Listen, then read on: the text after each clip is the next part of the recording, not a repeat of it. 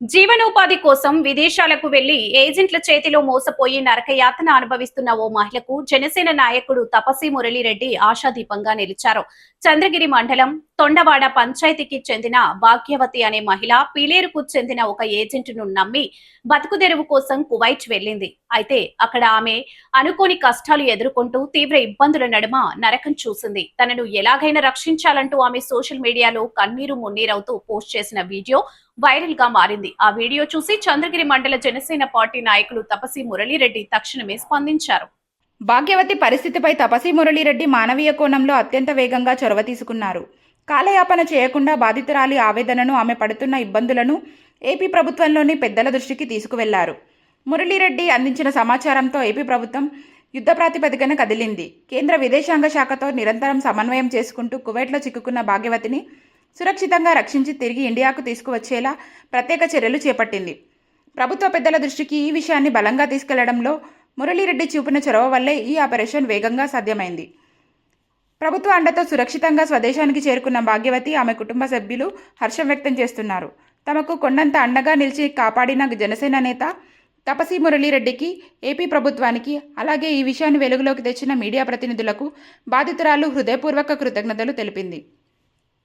ఈ సందర్భంగా తపసి మురళిరెడ్డి మాట్లాడుతూ, భారతీయ మహిళలు ఎవరు కూడా దళారులు, కేటుగాళ్లైన ఏజెంట్లను నమ్మి మోసపోవద్దని, విదేశాలకు వెళ్లే ముందు అన్ని విషయాలు సరిచూసుకోవాలని పిలుపునిచ్చారు.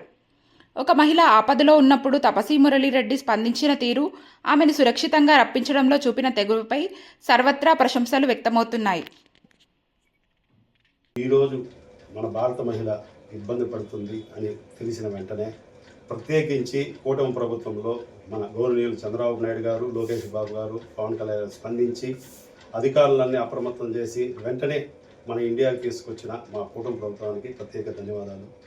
ఆ బిడ్డ ఎంతో బాధపడుతుందని వాళ్ళ తల్లిదండ్రుల ద్వారా తెలుసుకొని ఆమెతో నేను ఫోన్లో మాట్లాడి ఏం జరుగుతుందని తెలుసుకుని వెంటనే ఆ వీడియో ఒకటి నాకు పెట్టి వెంటనే దీన్ని ప్రభుత్వ దృష్టికి తీసుకెళ్లాలనేసి, ఖచ్చితంగా ఇంక న్యాయం జరగాలనేసి మన మీడియా సోదరులు ప్రత్యేకించి ధన్యవాదాలు చెప్పుకున్న మీడియా సహోదరులు ప్రతి ఒక్కరు సహాయ సహకారాలు అందించి ఆ బిడ్డను ఇండియాకి, ఈ భారతదేశానికి పంపించిన మరొకసారి నా మీడియా సోదరులు ప్రత్యేక ధన్యవాదాలు చెప్పుకుంటున్నా.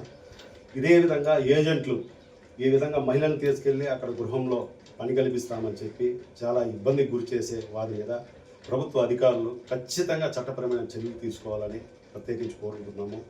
ఇక్కడ ఎస్పీ గారు, కలెక్టర్ గారు దీన్ని దృష్టికి తీసుకొచ్చి ఆమెని చాలా భద్రంగా మన భారతదేశానికి తీసుకొచ్చినందుకు మరొకసారి కూటమి ప్రభుత్వానికి వీరికి ప్రత్యేక ధన్యవాదాలు చెబుతున్నాను. ఎప్పటికీ వాళ్ళకి భరోసాగా ఉద్యోగ అవకాశం కూడా ఖచ్చితంగా కల్పిస్తామని కూటమి ప్రభుత్వం తరఫున ఖచ్చితంగా ఆమెకి జీవనోపాధికి కావాల్సింది, కానీ కుటుంబానికి ఆమె ఉద్యోగ విద్య అక్కడికి వెళ్ళింది కాబట్టి ఇక్కడే అది కల్పించే విధంగా కూడా ప్రయత్నిస్తామని మాటిస్తున్న జనసేన పార్టీ తరఫున. జై హింద్.